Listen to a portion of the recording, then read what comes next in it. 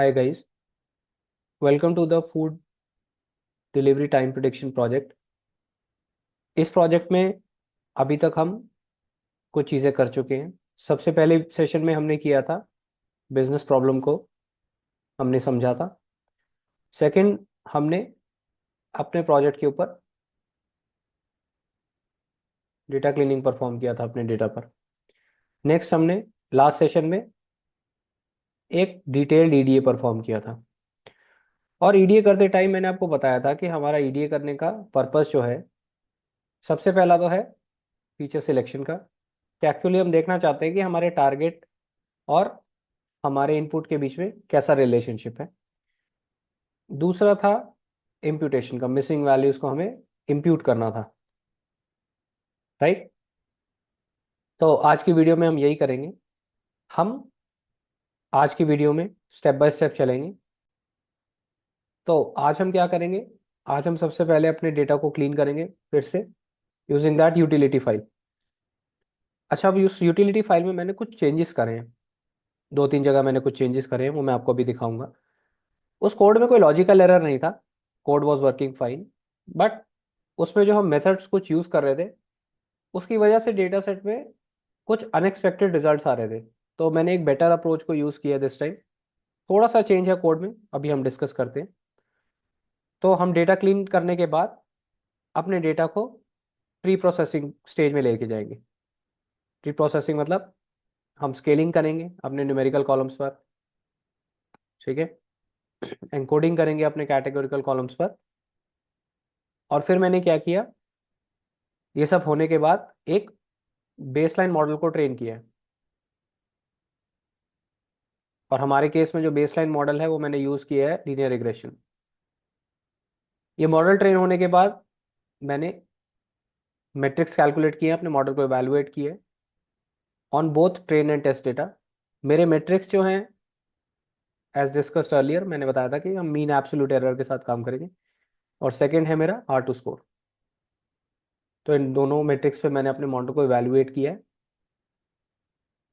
उसके बाद मैंने क्या किया है, आफ्टर डूइंग दिस, मैंने अपने डेटा में इम्प्यूटेशन परफॉर्म किया है। अच्छा, ये क्या है, ये बेसलाइन मॉडल मैंने ट्रेन किया है यूजिंग नो मिसिंग वैल्यूज। मेरे डेटा में जितनी भी मिसिंग वैल्यूज थी मैंने उनको ड्रॉप कर दिया एक्चुअली। तो ये विदाउट एनी इम्प्यूटेशन वाला मॉडल है, ठीक है। फिर मैंने अपने डेटा सेट पे इम्प्यूटेशंस परफॉर्म की। अगेन मैंने फीचर इंजीनियरिंग स्टेप्स परफॉर्म किए आफ्टर इम्प्यूटेशन। एंड फिर से मैंने एक लीनियर रिग्रेशन मॉडल को ट्रेन किया। एंड इसको मैंने फिर इवेलुएट किया। तो आई होप आप फ्लो समझ गए हो। तो मैंने यहाँ पर दो मॉडल्स ट्रेन किए। एक लीनियर रिग्रेशन मॉडल ट्रेन किया विदाउट एन, मतलब मेरे डेटा सेट में मिसिंग वैल्यूज नहीं थी। और इवेलुएट किया on the basis of MAE and R two score. और दूसरा मैंने लीनियर रिग्रेशन मॉडल ट्रेन किया विद सम इम्प्यूटेशन टेक्निक्स। मैंने इम्प्यूटेशन किया, एनएन्स को फिल किया, और फिर इसको मैंने इवेलुएट किया on the same metrics which is my mean absolute error and R two score. तो अगर मैं अपनी यूटिलिटी स्क्रिप्ट की बात करूं, जिसमें मैं बता रहा हूं आपको मैंने कुछ चेंजेस किए हैं, उसमें हम कुछ न्यूमेरिकल कॉलम्स पे बिनिंग परफॉर्म कर रहे थे। जैसे एक एग्जांपल मैं आपको देता हूँ, टाइम ऑफ डे, जहाँ पर मैंने कैटेगरीज बनाई थी, morning, afternoon, evening, night and after midnight. तो हम इस डेटा क्लीनिंग के टाइम पर जो मेथड यूज कर रहे थे वो था हमारा नंपाई का सिलेक्ट फंक्शन, ठीक है। अब इसमें इशू क्या है कि जो मेरे डेटा में या जिन कॉलम्स में मिसिंग वैल्यूज थी, जहाँ पर एन वैल्यूज थी, वहां पर क्योंकि कोई क्राइटेरिया इसको फुलफिल नहीं कर रहा था, तो ये एन वैल्यूज को वो डिफॉल्ट से रिप्लेस कर रहा था। तो ये प्रॉब्लम आ रही थी। और हमारे केस में इस कॉलम में हमारी जो डिफॉल्ट वैल्यू थी आफ्टर मिडनाइट थी। तो आफ्टर मिडनाइट में हमने कुछ कैटेगरीज देखी थी जो एक्चुअली एग्जिस्ट नहीं करती, वो इन एन वैल्यूज को ही डिफॉल्ट से रिप्लेस कर रहा था। तो ये नंपाई में इसको हैंडल करने का कोई तरीका नहीं होता। तो मैंने क्या किया, सेम क्राइटेरिया से ही मैंने अपने बिन्स को बिन विथ बिल्कुल सेम रखा है, और उन सेम बिन्स के साथ ही मैंने अब पीडी डॉट कट फंक्शन को यूज़ किया। पांडास का जो कट मेथड होता है जो बिन्स बनाने के काम आता है, मैंने वो यूज़ किया। अब इसका बेनिफिट क्या है कि जहाँ पर मेरे डेटा में, जहाँ मेरे कॉलम्स में एन एन वैल्यूज़ हैं, उसको वो रिटर्न करता है एज एन एन, तो उनको रिप्लेस नहीं करता। तो इसको फिर मैं प्रॉपरली इंप्यूट कर सकता हूँ। तो बस ये एक छोटा सा मैंने चेंज किया। इस कोड में कोई लॉजिकल प्रॉब्लम नहीं थी, बिन्स बन रहे थे, प्रॉब्लम थी ये एन एन वाली इंप्लीमेंटेशन की। ठीक है, वो थोड़ा सा ओवरलुक हो गया लास्ट टाइम, बट वो मैंने फिक्स कर दिया प्रॉब्लम को। और मैंने एक नया कॉलम भी बनाया इस टाइम अपने यूटिलिटी फंक्शन में, जो मेरे डिस्टेंस से एक डिस्टेंस टाइप करके भी न्यू फीचर बना रहा है। एक्चुअली बिनिंग हो रही है। यहाँ पर भी मैंने डिफरेंट कैटेगरीज रखी हैं, जैसे short range distances, medium range, long range, और एक कैटेगरी रखी है वेरी लॉन्ग, जो बहुत ज़्यादा बड़े डिस्टेंसेज हैं। और मेरे डिस्टेंस कॉलम में भी बहुत सारे एन एन हैं। तो जो रिटर्न हो रहा है after making this column, N N values N N से ही रिप्लेस हो रही है। क्लियर? तो चलो मैं आपको वीएस कोड पे लेके चलता हूँ, अपने कोड चेंजेस, कोड फिक्सेस को मैं आपको दिखाता हूँ। If you can see my VS code screen, तो ये वही फाइल है, data clean utils dot P Y. और इस फंक्शन में मैंने कोई चेंज नहीं किया, कॉलम नेम्स वाले में। डेटा क्लीनिंग वाले फंक्शन में भी मैंने कोई चेंज नहीं किया। मैं जो ये फंक्शंस को कॉल कर रहा हूँ ना, मैंने इनमें चेंज किया। जैसे time of the day function है, मैंने इस पर्टिकुलर फंक्शन के अंदर जाकर चेंज किया। ठीक है, तो मैं आपको उस फंक्शन पे लेके चलता हूँ। इस लैट लॉन्ग वाले कॉलम्स वाले फंक्शन में भी मैंने कोई चेंज नहीं किया, ये भी सेम है। तो जो मैं चेंजेस कर रहा हूँ वो इस टाइम ऑफ डे फंक्शन में कर रहा हूँ। पहले यहाँ पर मैं np डॉट सिलेक्ट यूज़ कर रहा था, बट अब मैं यहाँ पर pd डॉट कट यूज़ कर रहा हूँ। आपको पता होगा कि पांडास का ये बिनिंग का फंक्शन होता है pd डॉट कट, और इसके अंदर मैं अपने सीरीज पास कर रहा हूँ, और ये मेरे बिन्स हैं। 0 to 6, 6 to 12, which is my morning time. 12 to 17 is my afternoon. 17 to 20 is my evening and then night. और ये मेरे लेबल्स हैं। ठीक है, तो एक छोटा सा चेंज मैंने यहाँ पर किया है। डिस्टेंस वाला फंक्शन एज इट इज़ है। अब एक मैंने और फंक्शन बनाया है जहाँ पर मैं डिस्टेंस कॉलम के ऊपर बिन्स क्रिएट कर रहा हूँ। यहाँ पर भी मैंने क्या किया है, अपना डेटा फ्रेम लिया है, उसमें एक नया कॉलम ऐड किया है, डिस्टेंस टाइप। और उसमें मैं exactly pandas dot cut method को यूज़ करके ये बिन्स बना रहा हूँ। बिन्स क्या हैं, 0 to 5 अगर डिस्टेंस है तो शॉर्ट, 5 to 10 है तो मीडियम, 10 to 15 है तो long, and 15 till 25 is very long. Clear? और इस फंक्शन में मैंने थोड़ा सा चेंज किया है, ऑर्डर एग्जैक्टली सेम है। बस अब मैं क्या कर रहा हूँ, कॉलम नेम्स चेंज करने के बाद, क्लीनिंग करने के बाद, लैट लॉन्ग्स में एन एन इंट्रोड्यूस करने के बाद, हैवर साइन डिस्टेंसेस कैलकुलेट करने के बाद, अब मैं बिनिंग परफॉर्म कर रहा हूँ अपने इस डिस्टेंस वाले कॉलम पे, जो इससे रिटर्न हो रहा है मेरे फंक्शन से। उस पर मैं बिनिंग परफॉर्म कर रहा हूँ और अपने डेटा सेट को सेव कर रहा हूँ। तो बाकी कोड एज इट इज़ है। तो ये छोटा सा माइनर चेंज मैंने इस कोड में किया है। तो चलो गाइस, अब कोड का वॉक थ्रू ले लेते हैं। और सेम एज बिफोर, इस बार भी मैं कोड को रन करके दिखाऊंगा आपको साइड बाय साइड, और आउटपुट्स दिखाऊंगा कि क्या हो रहा है। तो सबसे पहले मैंने अपने एनवायरनमेंट में अपनी फाइल्स अपलोड कर ली हैं। सबसे पहले तो मेरी वो डेटा क्लीनिंग वाली फाइल है, जो वन स्टेप डेटा क्लीनिंग करती है, वो स्क्रिप्ट मैंने अपलोड कर ली है। और सेकंड मैंने अपलोड कर लिया है अपना अनक्लीन डेटा सेट। तो ये पैकेजेस को मैं इंपोर्ट कर रहा हूँ यहाँ पर।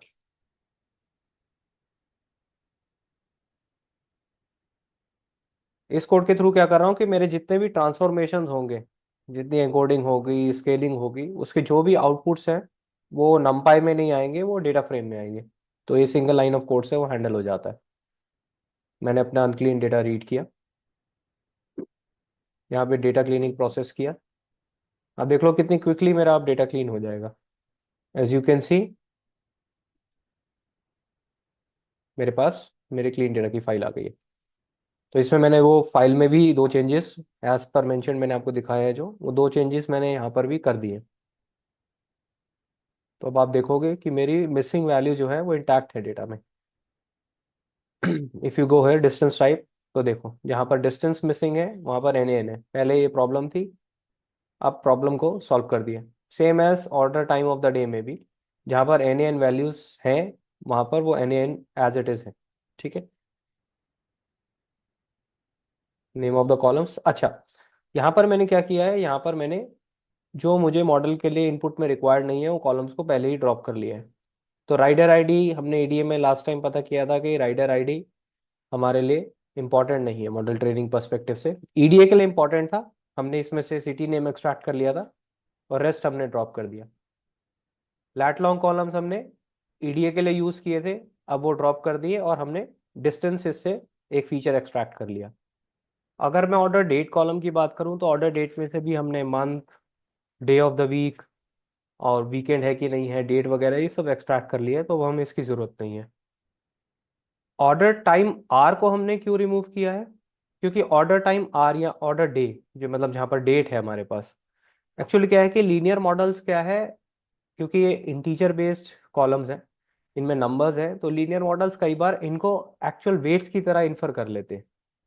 मतलब उनके लिए होता है कि लेट्स से अगर ऑर्डर टाइम हमारे पास 9 बजे का है रात का, लाइक 21, और एक सुबह के 9 बजे का है, ठीक है, तो मॉडल को वो टाइम ऑफ द डे समझ नहीं आता, मॉडल को समझ आता है कि 21 is more than the value 9, तो उसको वो एज अ वेट इन्फर करने लग जाता है, तो प्रिडिक्शन के टाइम पे प्रॉब्लम्स आती हैं।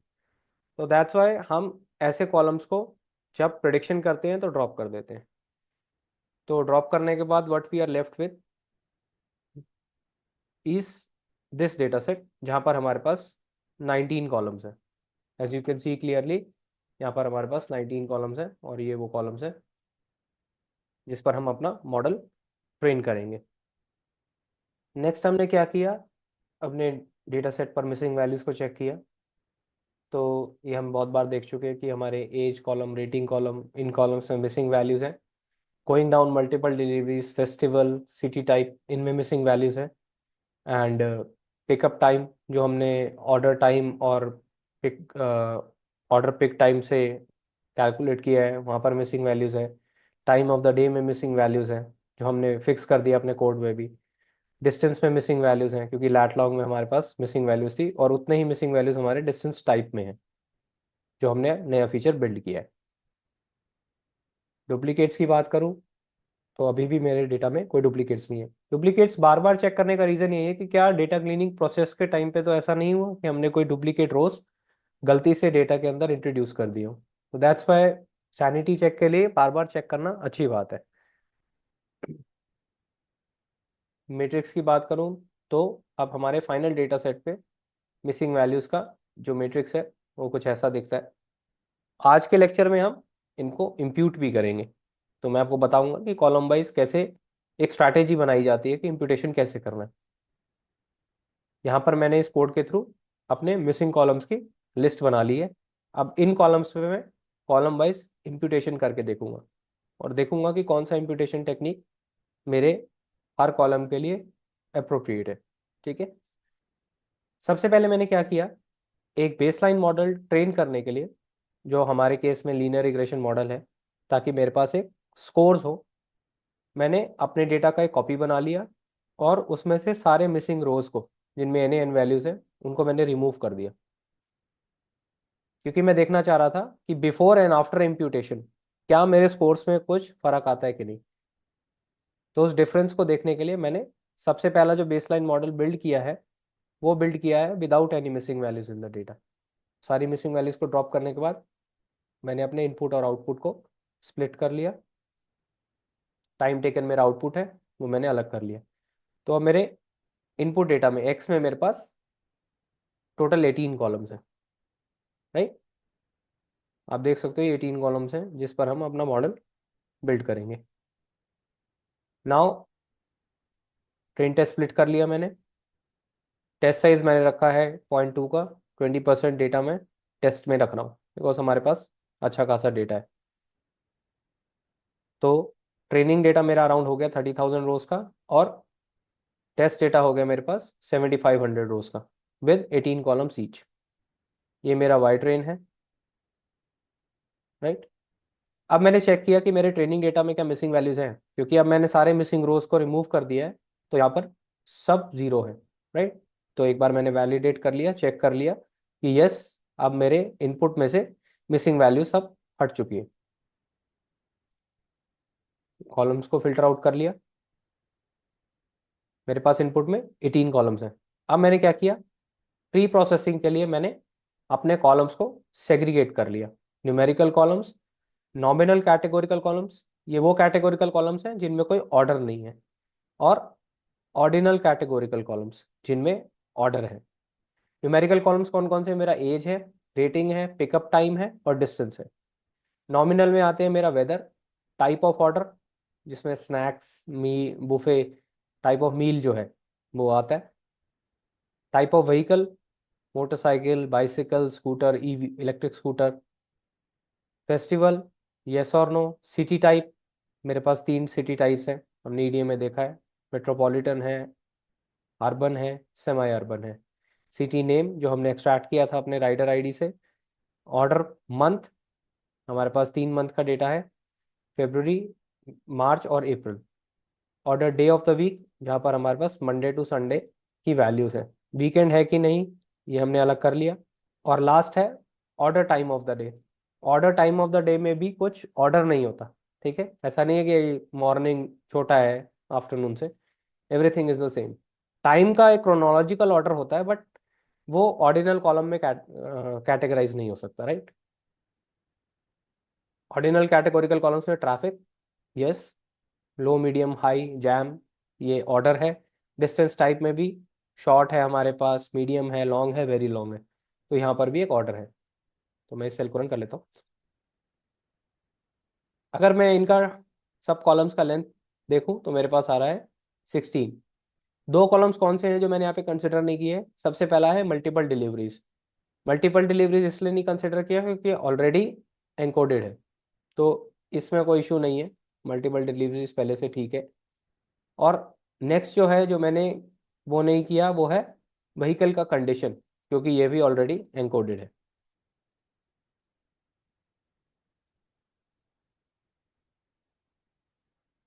मैंने प्रिंट कर लिया अपना ऑर्डर टाइप, कि ट्रैफिक में कैसा ऑर्डर रहता है, डिस्टेंस में कैसा ऑर्डर रहता है, और दोनों का मैंने ऑर्डर बना लिया, उनका लिस्ट बना लिया। ट्रैफिक में है low medium high jam, distance type में है short medium long very long, already हम डिस्कस कर चुके हैं।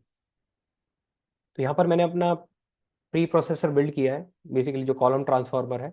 तो यहाँ पर मैं क्या कर रहा हूँ, अपने न्यूमेरिकल कॉलम्स पे मैं मिनू एक्सक्लेयर चला रहा हूँ, अपने नॉमिनल कॉलम्स पे मैं वन हॉट एनकोडर चला रहा हूँ, जहाँ पर मैंने ड्रॉप इक्वल टू फर्स्ट किया है।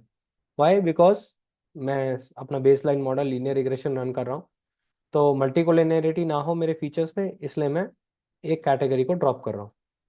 ऑर्डिनल में मैंने ऑर्डिनल एनकोडर चलाया और यहाँ पर मैंने अपनी कैटेगरीज दे दी है, क्योंकि पहला कॉलम मेरा ऑर्डिनल एनकोडर में ट्रैफिक है, तो पहला लिस्ट में मैंने ट्रैफिक ऑर्डर दे दिया है, और दूसरा मैंने डिस्टेंस टाइप का ऑर्डर दे दिया है, ठीक है। इसको मैंने रन किया, ये मेरा प्री प्रोसेसर है, ठीक है। और जो रिमाइंडर 2 कॉलम्स हैं मैं उनको पास थ्रू कर रहा हूँ। मैंने अपने डेटा सेट को ट्रांसफॉर्म किया, तो ट्रांसफॉर्म होने के बाद मेरे न्यूमेरिकल कॉलम स्केल हो गए।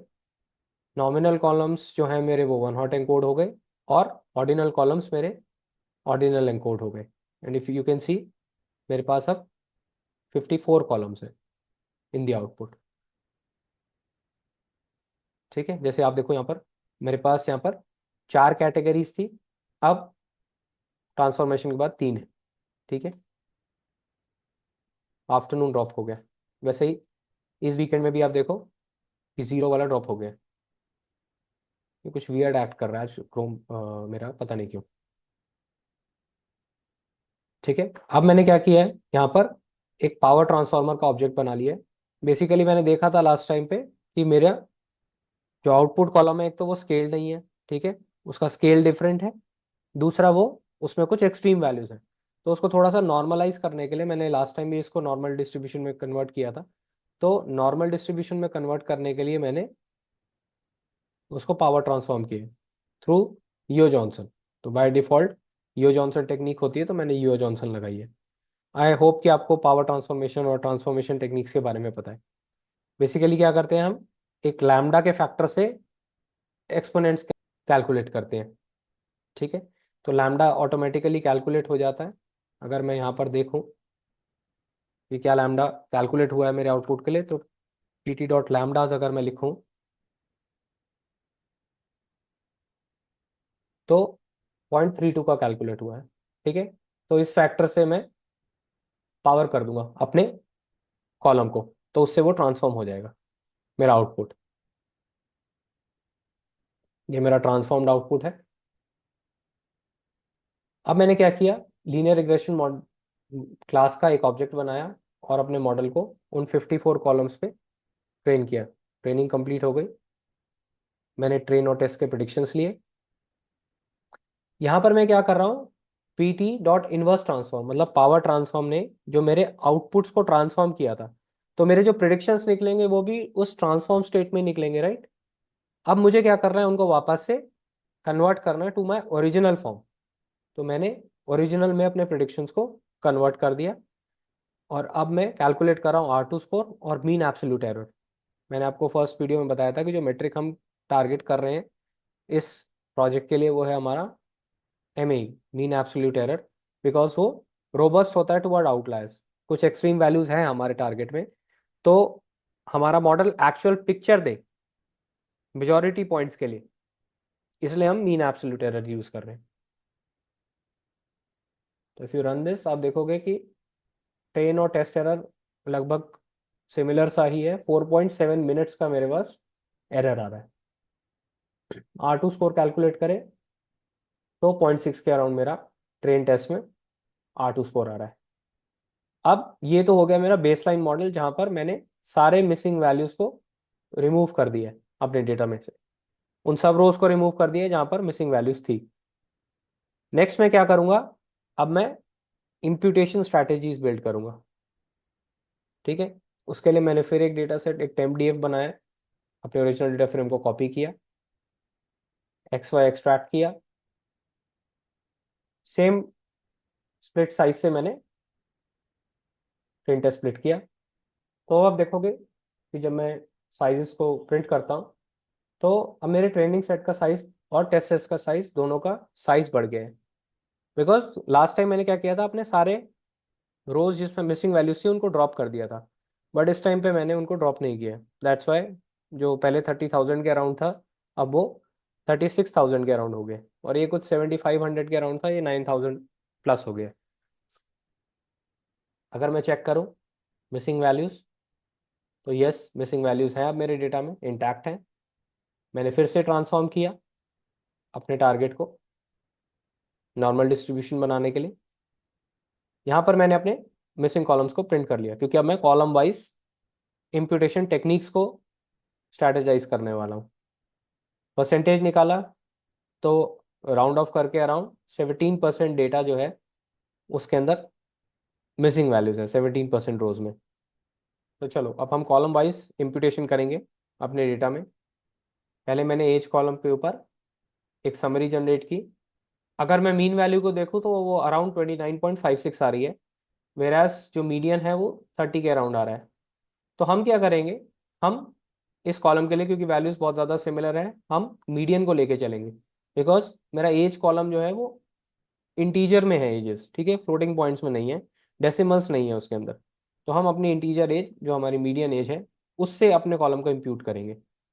तो मैंने यहाँ पर मीडियन कैलकुलेट कर लिया विच इज़ 30, और मैंने यहाँ पर इम्प्यूट करने के बाद के डी प्लॉट किया। तो आप देखोगे 30 के मार्क पे एक पीक बन गई है, which is actually not good. मेरा ओरिजिनल डिस्ट्रीब्यूशन ये ब्लू वाला था, कुछ ऐसा था। अब 30 पर बहुत सारे डेटा पॉइंट्स आ गए हैं, क्योंकि अराउंड 1400 डेटा पॉइंट्स जो हैं वो मेरे ट्रेनिंग डेटा में, और आप देखो ये सारी वैल्यूज मैं ट्रेनिंग डेटा से कैलकुलेट कर रहा हूँ to avoid my data leakage का प्रॉब्लम। टेस्ट डेटा को मैं बिल्कुल टच नहीं कर रहा हूँ, टेस्ट डेटा मैंने अलग करके रख लिया है। मैं अपनी इम्प्यूटेशन टेक्निक जो स्ट्रैटेजाइज करूंगा वो मैं अपने ट्रेनिंग डेटा से करूंगा। तो 30 के ऊपर एक पीक आ रहा है विच इज़ बैड। तो हमें कुछ एडवांस्ड टेक्निक्स लाइक के एन एन इम्प्यूटर यहाँ पर यूज़ करके देखना चाहिए, ताकि हमारा डिस्ट्रीब्यूशन ज़्यादा चेंज ना हो। रेटिंग्स की बात करें तो रेटिंग्स पे भी मैंने समरी जनरेट की है। एवरेज रेटिंग 4.6 का आ रहा है और मीडियन है 4.7 का।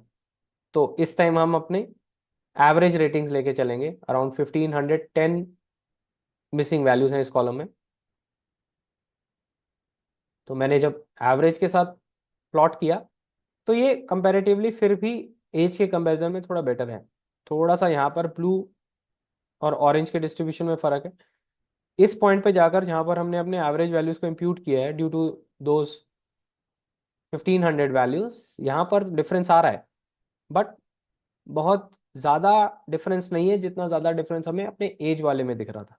ठीक है, तो हम यहाँ पर मीन को यूज़ कर सकते हैं, बट बेटर है एडवांस्ड इम्प्यूटेशन टेक्निक को यूज़ करना, जैसे केएनएन इम्प्यूटर या आइटरेटिव इम्प्यूटर। वेदर कॉलम हमारा कैटेगोरिकल कॉलम है, मैंने वैल्यू काउंट्स निकाल लिया।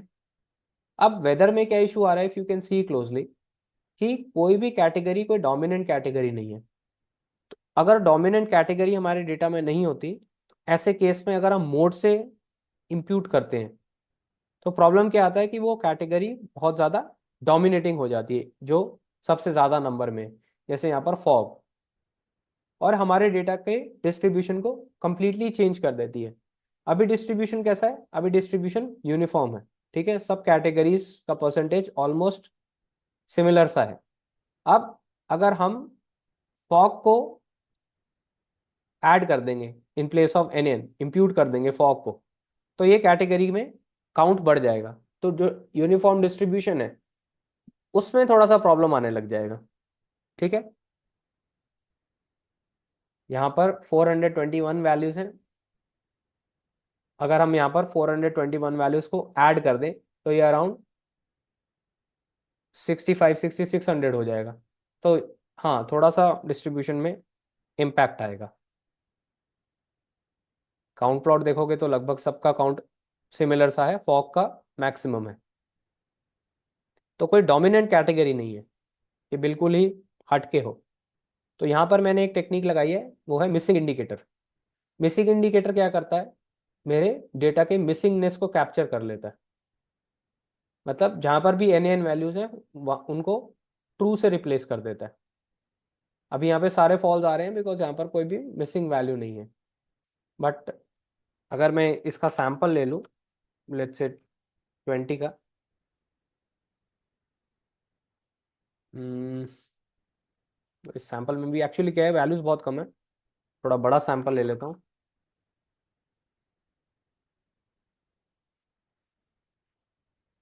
कोई एन एन वैल्यू को कैप्चर कर नहीं पा रहा। एक बार फिर रन करते हैं इसको। हाँ देखो, अब यहाँ पर एक एन एन वैल्यू है, तो उसकी जगह मिसिंग इंडिकेटर में क्या आ गया, ट्रू आ गया।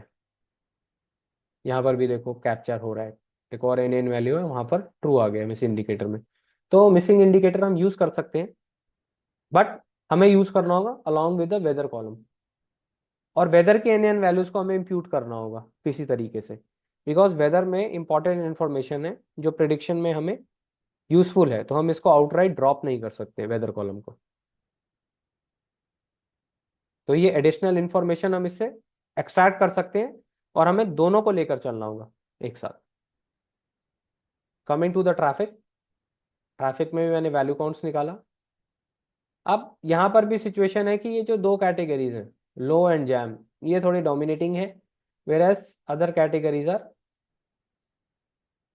Less in number. मीडियम हो गया, हाई हो गया, हाई तो बहुत ज़्यादा कम है। तो यहाँ पर भी सिमिलर सा सिचुएशन है, मिसिंग वैल्यूज यहाँ पर भी अराउंड 400 है। काउंट प्लॉट अगर मैं प्लॉट करूँ तो दो कैटेगरीज मेरी डोमिनेट कर रही हैं, जैम एंड लो। कोई भी विनर नहीं है यहाँ पे। तो यहाँ पर भी हम मिसिंग इंडिकेटर जैसा एक टेक्निक लगा सकते हैं।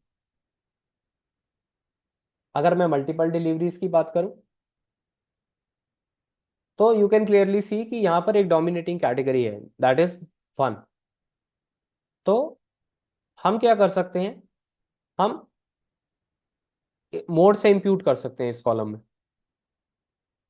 यहाँ पर 795 मिसिंग वैल्यूज है मेरे पास। तो मैंने यहाँ पर मोड कैलकुलेट किया मल्टीपल डिलीवरीज का, और उसको फिल करने के बाद दोबारा मैंने काउंट प्लॉट प्लॉट किया। If you can see clearly, ये जो एन एन था वो अब कैटेगरी वन में ऐड हो गया है। अब आप इन बार्स का रेशो देखो, वन है, और 50% के पोजीशन पे अराउंड ये जीरो आ रहा है। ठीक है, और फिर ये छोटा सा 2 और 3 तो बहुत ही रेयर है। और आप देखो ऑलमोस्ट सिमिलर सा डिस्ट्रीब्यूशन हम मेंटेन कर पा रहे हैं। तो इस कॉलम के लिए mode can be a technique that can be use to impute, because ये ज्यादा डिस्ट्रीब्यूशन को चेंज नहीं कर रहा है, डिस्टर्ब नहीं कर रहा है हमारे कॉलम में। फेस्टिवल की बात करें तो ऑब्वियसली नो बहुत ज़्यादा डोमिनेटिंग है, येस बहुत रेयर कैटेगरी है। तो यहाँ पर भी हम सिमिलर टेक्निक यूज कर सकते हैं, that is using the mode of the column. और यहाँ पर तो मिसिंग वैल्यूज भी बहुत कम है फेस्टिवल में, तो हम मोड से इसको रिप्लेस कर सकते हैं। सिटी टाइप की बात करें तो सिटी टाइप में भी आप देखो मेट्रोपॉलिटन है वो बहुत ज़्यादा डोमिनेटिंग है, अराउंड 27,000 जो है वो मेरे मेट्रोपॉलिटन कैटेगरी है। मिसिंग वैल्यूज भी अराउंड 950 प्लस है, 970 तक पहुंच रही है। काउंट प्लॉट प्लॉट किया, मेट्रोपॉलिटन डोमिनेट कर रही है। मोड कैलकुलेट किया और इम्प्यूट किया, तो सिमिलर सा डिस्ट्रीब्यूशन हम मेंटेन कर पा रहे हैं। सेमी अर्बन अब भी कम है, अर्बन एंड देन मेट्रोपॉलिटन। तो हमने देखा कि 3 कॉलम्स जो है हमारे फेस्टिवल हो गया, हमारा सिटी टाइप हो गया और हमारा मल्टीपल डिलीवरीज हो गया। यहाँ पर हम मोड को यूज कर सकते हैं। गोइंग डाउन, पिकअप टाइम की बात करें अगर, यहाँ पे मैंने समरी जनरेट किया है। मीडियन वैल्यू 10 का आ रहा है और मीन भी 10 का आ रहा है, तो क्योंकि हमारा ये कॉलम भी इंटीजर में है, 5 10 15 वैल्यूज हैं ओनली, तो हम अपना मीडियन लेके चलेंगे। मिसिंग वैल्यूज ज़्यादा हैं इस कॉलम में, अराउंड 1300 मिसिंग वैल्यूज हैं। मैंने यहाँ पर मीडियन कैलकुलेट किया और हिस्टोग्राम प्लॉट करके देखा, तो क्योंकि 1300 वैल्यूज को हम एक ही वैल्यू से इंप्यूट कर रहे हैं तो डिस्ट्रीब्यूशन में थोड़ा सा चेंज आ रहा है, एज यू कैन सी। 5 और 15 का सेम है डिस्ट्रीब्यूशन, ओवरलैपिंग है, बट 10 में आप देख रहे हो कि ऑरेंज वाला थोड़ा सा उसका पीक बढ़ गया है, बिकॉज हमने यहाँ पे वैल्यूज को ऐड किया है। तो यहाँ पर भी हम एडवांस टेक्निक्स को यूज कर सकते हैं, डिपेंडिंग ऑन कि वो डेटा पॉइंट बाकी उसके नेबर्स क्या हैं, तो हम KNN इम्प्यूटर या एक मॉडल ट्रेन करके उसके ऊपर आइटरेटिव इम्प्यूटर भी यूज कर सकते हैं। टाइम ऑफ द डे की बात करें तो टाइम ऑफ द डे में भी 2 कैटेगरीज हमारे पास मेजॉरिटी में है, तो कोई भी डोमिनेंट कैटेगरी यहाँ पर भी नहीं है, सिमिलर प्रॉब्लम है। मिसिंग वैल्यूज बहुत ज़्यादा है, 1646 मिसिंग वैल्यूज हैं। काउंट प्लॉट प्लॉट किया तो 2 डोमिनेंट कैटेगरीज आ रही है, इवनिंग और नाइट। और ये बहुत इंपॉर्टेंट कॉलम है, हमने देखा था EDA में कि प्रिडिक्ट करने के लिए टाइम को, डिलीवरी टाइम, ये कॉलम बहुत इंपॉर्टेंट है। तो हमें ऐसे कॉलम्स में तो बहुत ध्यान से इम्प्यूटेशन करना होता है। अगर मैं चेक करूँ मेरे मिसिंग वैल्यूज़ वाले रोज, तो वो ये हैं। मिसिंग वैल्यूज़ वाले रोज में देखूंगा तो काफ़ी और कॉलम्स में भी मेरे पास मिसिंग वैल्यूज़ आ रहे हैं इसके अंदर। If you can see my column where is this one, order time of the day, तो यहाँ पर सारे मिसिंग हैं।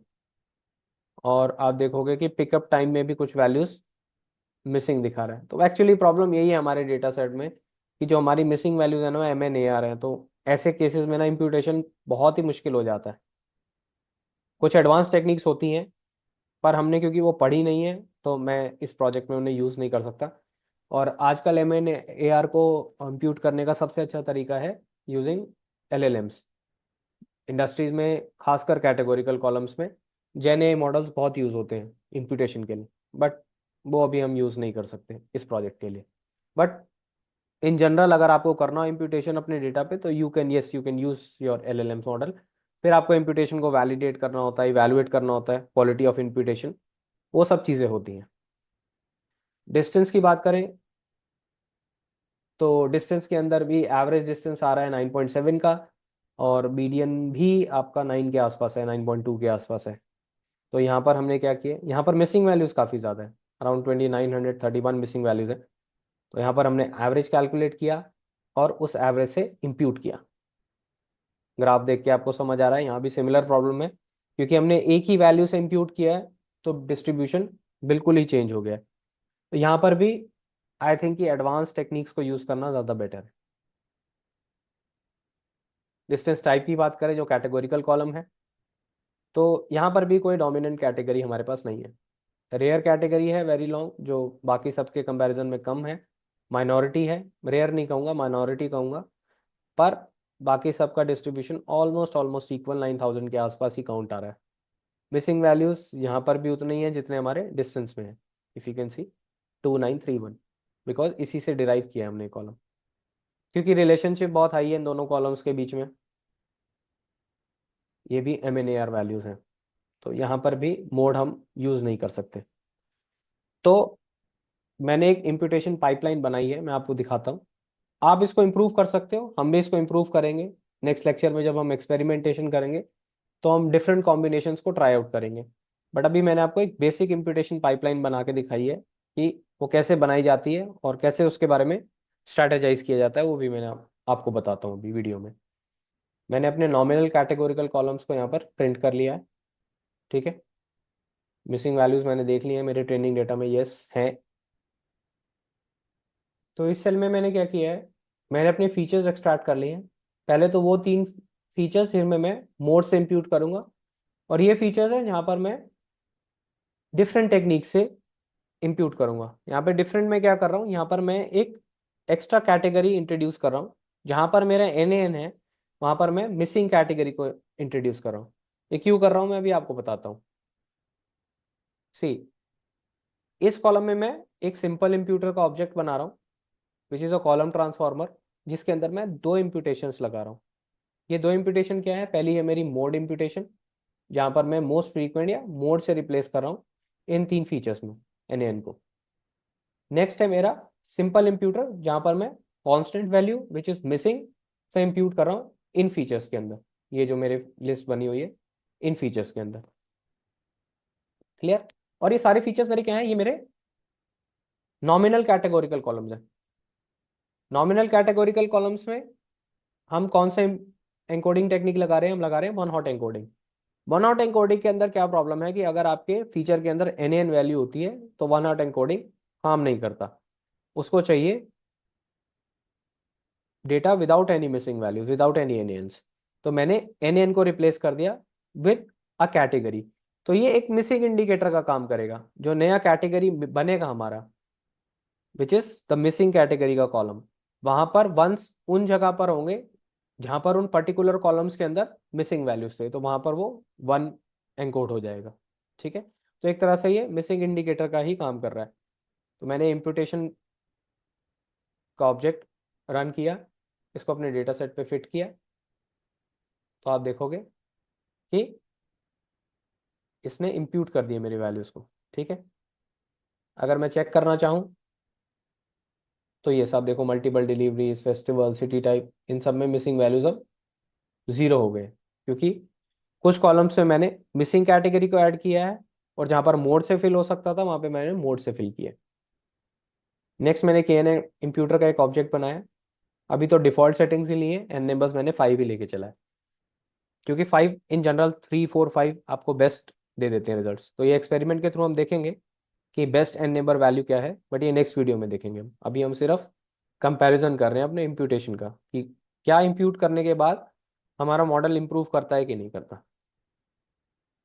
नम columns, categorical columns, ordinal columns, ये सब मैंने अलग कर दिया आपके। ठीक है, ये मैंने सेल दोबारा रन कर दिया, ये वही प्रीवियस सेल है, मैंने कॉपी किया हुआ है।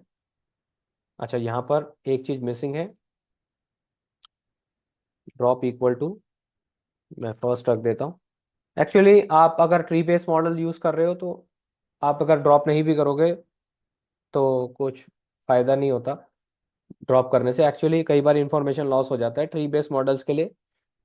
ये एडवाइस किया जाता है कि आप ड्रॉप ना करो तो ज़्यादा बेटर है। यहाँ पर मैं स्केलिंग कर रहा हूँ, एनकोडिंग कर रहा हूँ, one not encoder, ordinal encoder, right. ये मैंने स्केलिंग किया। और ऑर्डिनल एनकोडर के अंदर मैं क्या कर रहा हूँ कि जो मेरी मिसिंग वैल्यूज़ हैं, जो NaN वैल्यूज़ हैं मेरे फीचर में, उनको मैं इनकोड कर रहा हूँ -9999 से। ठीक है, और जो कुछ एक्स्ट्रा वैल्यूज़ हैं उनको मैं इनकोड कर रहा हूँ अपने -1 से। तो आई डोंट नो, ये मिसिंग वैल्यूज़ को कैप्चर नहीं कर पा रहा था, तो ये -999 से तो नहीं कर पा रहा था। बट अननोन वैल्यूज दिखा रहा था कि ये जो आपके एन है आपके डेटा में वो अननोन की तरह है।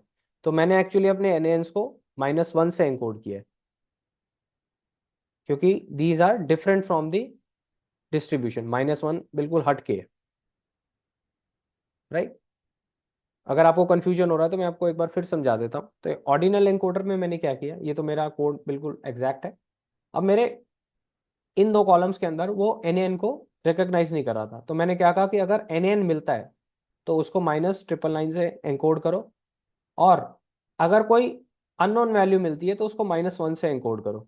अब वो एन को अननोन रीड कर रहा था, तो उसने मेरे एन को -1 से एनकोड कर दिया। मैंने इसको रन किया, मैंने यहाँ पे फिर ट्रांसफॉर्म किया, तो आप देखोगे कि मेरे काफ़ी कॉलम्स में से मिसिंग वैल्यूज जा चुकी है। ठीक है, व्हीकल कंडीशन, डिस्टेंस टाइप, आप देखोगे कि वहाँ पर -1, जहाँ जहाँ मिसिंग वैल्यूज थी वहाँ पर -1 आ चुका है ऑर्डिनल कॉलम्स में। ट्रैफिक में अगर आप देखोगे तो यहाँ पर भी -1 आ चुका है। If I can show you, तो मैं अगर डिस्टेंस टाइप के अंदर डॉट वैल्यू काउंट्स चलाऊँ, तो आप देखोगे कि मेरी जो कैटेगरीज हैं वो, ये तो मेरी ओरिजिनल कैटेगरीज थी, 0 1 2 3, ये मेरे डिस्टेंसेस थे, और जहाँ जहाँ एन था वहाँ पर आ गया मेरा -1। ठीक है, तो आप देखोगे मेरे डेटा में अब अराउंड 36,401 रोज हैं और 59 कॉलम्स हैं। तो ये मेरा इनपुट डेटा रेडी हो गया है। अब मैं देखूं कि मेरे पास बचे हुए कौन से कॉलम्स हैं जहाँ पर मिसिंग वैल्यूज़ हैं। तो ये जो मेरे न्यूमेरिकल कॉलम्स हैं, यहाँ पर मिसिंग वैल्यूज़ अभी भी हैं। तो मैंने एक प्रोसेसिंग पाइपलाइन बनाया, पाइपलाइन ऑब्जेक्ट, जहाँ पर मैं सबसे पहले क्या कर रहा हूँ, मैं अपने सिंपल इंप्यूटर ऑब्जेक्ट को कॉल कर रहा हूँ। ये सिंपल इंप्यूटर ऑब्जेक्ट कौन सा है, ये वो है जहाँ पर कैटेगोरिकल कॉलम्स, कुछ कैटेगोरिकल कॉलम्स के अंदर ये मोड से इंप्यूट कर रहा है, और कुछ कैटेगोरिकल कॉलम्स के अंदर ये मेरे मिसिंग वैल्यू से इंप्यूट कर रहा है। उसके बाद मैंने प्री प्रोसेसर को बुलाया। प्री प्रोसेसर स्केलिंग कर रहा है, वन हॉट एनकोडिंग कर रहा है, और ऑर्डिनल एनकोडिंग कर रहा है मेरे ट्रैफिक और डिस्टेंस टाइप वाले पे। क्लियर। नेक्स्ट मैंने क्या किया, जो मेरे ये मिसिंग वैल्यूज बचे थे in these columns, numerical columns, इन पे मैंने रन किया अपना K N imputer. K N imputer में मैंने अपना पूरा डेटा सेट पास किया, और जहां जहां मिसिंग वैल्यूज थी, मतलब इन कॉलम्स में जहां मिसिंग वैल्यूज थी, के एन इम्प्यूटर ने नेबरिंग रोज को लेकर नॉन यूक्लिडियन डिस्टेंस कैलकुलेट कर कर उनको इम्प्यूट कर दिया। ठीक है, by taking the average value, जैसे के एन काम करता है। नॉन यूक्लिडियन यूज होता है to calculate its neighbours. Missing value impute करने के लिए नहीं होता, नेबर कैलकुलेट करने के लिए होता है, डिस्टेंस कैलकुलेट करने के लिए होता है। जब एक बार डिस्टेंस से पता चल गया कि मेरे ये 5 नियरेस्ट नेबर्स हैं, तो उनमें इस कॉलम का एवरेज वैल्यू लिया और इंप्यूट कर दिया। क्लियर। ये मेरा कंप्लीट पाइपलाइन है। सिंपल इंप्यूटर ऑब्जेक्ट में मोड से इंप्यूट हो रहा है, मिसिंग टर्म से इंप्यूट हो रहा है, रिमाइंडर पास थ्रू हो रहे हैं, फिर स्केलिंग हो रही है, एनकोडिंग हो रही है, नॉमिनल और ऑर्डिनल दोनों, मतलब वन हॉट और ऑर्डिनल, और रिमाइंडर कॉलम्स फिर पास हो रहे हैं, और रिमेनिंग कॉलम्स पे के एन इम्प्यूटर चला रहा हूँ। ट्रांसफॉर्मेशन करा मैंने अपने पूरे डेटा का, थोड़ा सा टाइम लगेगा,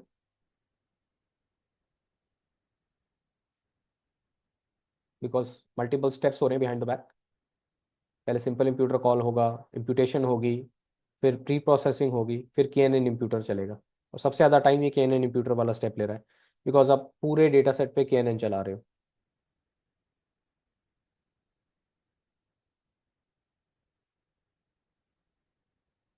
तो जितने ज़्यादा मिसिंग वैल्यूज होते हैं आपके डेटा में, उतना ज़्यादा के एन इम्प्यूटर टाइम लेता है, क्योंकि उसको उतने ज़्यादा डिस्टेंसेस कैलकुलेट करने हैं, फिर नेबर्स को सॉर्ट करना है, फिर वैल्यूज़ को इम्प्यूट करना है। यस, ये हो गया। अब मेरे पास एक कंप्लीट डेटा है जहाँ पर कोई भी मिसिंग वैल्यू नहीं है। अब मैंने क्या किया, मैंने लीनियर रिग्रेशन का एक ऑब्जेक्ट बनाया, और इस ऑब्जेक्ट को मैंने एक पाइपलाइन में पास कर दिया कि पहले ये पूरा प्री प्रोसेसिंग होगा और इसके ऊपर एक लीनियर रिग्रेशन मॉडल ट्रेन होगा। तो अब ये है मेरा फाइनल फ्लो, ये सारे स्टेप्स होंगे और उसके ऊपर लीनियर रिग्रेशन मेरा मॉडल चलेगा। ऑब्वियसली सारे वैल्यूज इंप्यूट हो चुके हैं, क्योंकि अगर मिसिंग वैल्यूज होते मेरे डेटा में तो मेरा मॉडल ट्रेन नहीं होता। अब इसमें अगेन इस सेल को रन करने में थोड़ा सा टाइम लगेगा।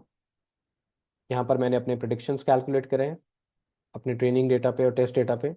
यहाँ पर सारे प्री प्रोसेसिंग टेस्ट मेरे ट्रेन और टेस्ट पे दोबारा से होंगे।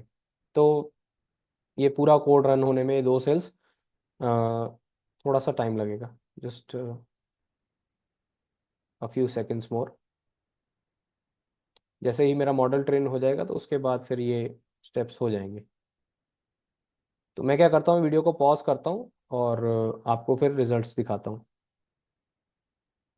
तो ये मेरे सेल्स रन हो गए, मेरे पास प्रिडिक्शंस आ गए। मैंने अपने प्रिडिक्शंस को ओरिजिनल फॉर्म में कन्वर्ट किया, इन्वर्स ट्रांसफॉर्म किया।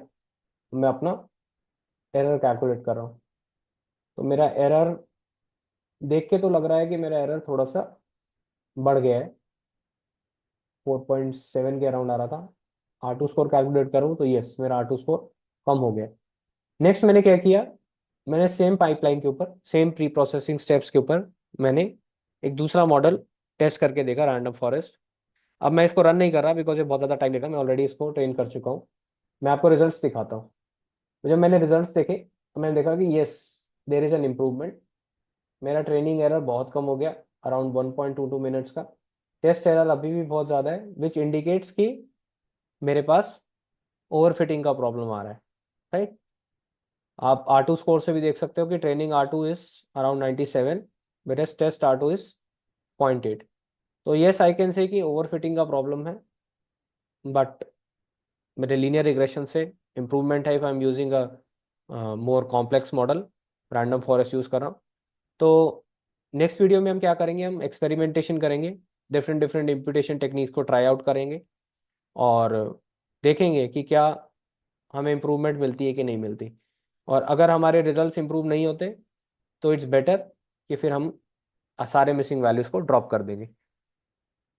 तो बिकॉज ये आप कहोगे कि आपने फिर इतनी मेहनत क्यों करी अगर रिजल्ट्स इंप्रूव ही नहीं कर रहे। सी, रिजल्ट्स इंप्रूव कर रहे हैं तो आपको एक्सपेरिमेंटेशन करना होता है, और ये हिट एंड ट्रायल से ही, मल्टीपल आइट्रेशंस रन करके ही हम सही रिजल्ट पे पहुंचते हैं।